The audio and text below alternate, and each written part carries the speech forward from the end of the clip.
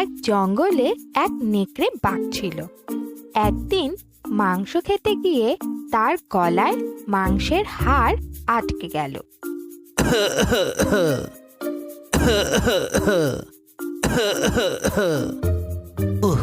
গলায় হাড্ডি ফেসে গেল রে, এখন কি করি? ইস, এটাকে যে কেমন করে বের করি? একা একা তো কিছুতেই বার করতে পারছি না, কারো সাহায্য নিতে হবে। একটু খুঁজে দেখি, যদি কাউকে খুঁজে পাই তাকে বলবো বের করে দিতে। নেকড়ে জঙ্গলের মাঝের রাস্তা দিয়ে চলতে শুরু করলো। কিছু দূর যাওয়ার পর নেকড়ে একটা ছোট্ট খরগোশের দেখা পেল। সে খরগোশকে বলল, ভাই, একটু সাহায্য করবে?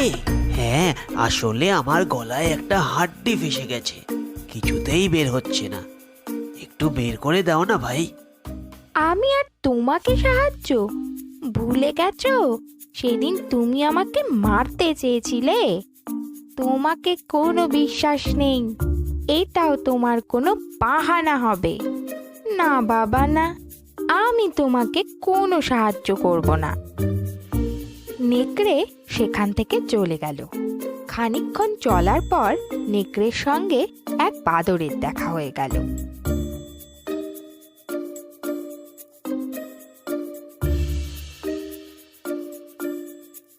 ও বাদর ভাই, তোমার একটু সাহায্য প্রয়োজন।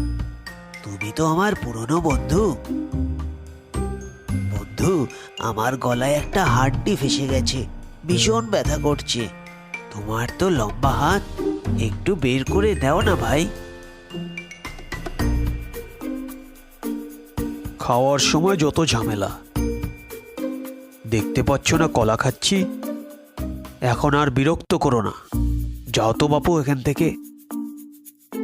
নেকড়ে মনের দুঃখে আবার হাঁটা শুরু করলো আর মনে মনে ভাবলো, এইবার যারই দেখা পাবো, যেভাবেই হোক তাকে রাজি করিয়েই ছাড়বো। হাঁটতে হাঁটতে নেকড়ে নদীর তীরে এসে পৌঁছলো।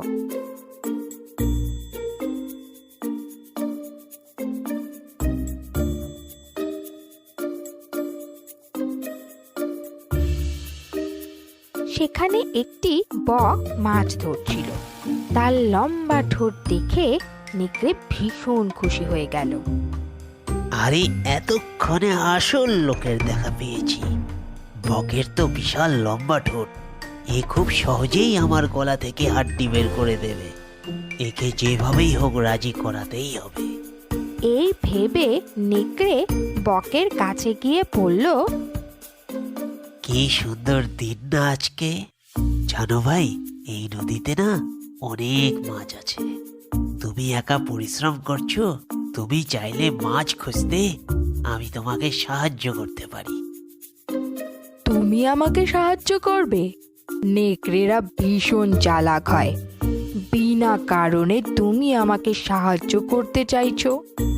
এর পিছনে নিশ্চয়ই কোনো কুমতলব আছে। না না ভাই, তুমি আমাকে ভুল বুঝছো। আমি সত্যি তোমাকে সাহায্য করতে চাই, কিন্তু একটা সমস্যা আছে ভাই। আসলে আমার গলায় একটা হাড় ফেসে গেছে। ও, এইটুকু ব্যাপার? এ তো কোনো ব্যাপারই না আমার কাছে। আমি এক্ষুনি বের করে দিচ্ছি। বক তার লম্বা ঠোঁট নেকড়ের গলায় ঢুকিয়ে গলা থেকে হাড় বের করে আনলো। চলো এখন দুজনে মিলে মাছ খুঁজি। মাছ? আরে বোকা বক, আমার গলায় মুখ ঢুকিয়ে হাড় বের করে আনলি? তুই যে এখনো বেঁচে আছিস এটাই অনেক। তোকে যে মেরে ফেলিনি, এটা তোর ভাগ্য। এখন এখান থেকে ভেগে যা, নাইলে আজ তোকে আর বাড়ি ফিরতে হবে না। বক ভয় পেয়ে সেখান থেকে উড়ে চলে গেল। এই গল্প থেকে আমরা এই শিখলাম, দুষ্ট লোকের মিষ্টি কথায় কখনো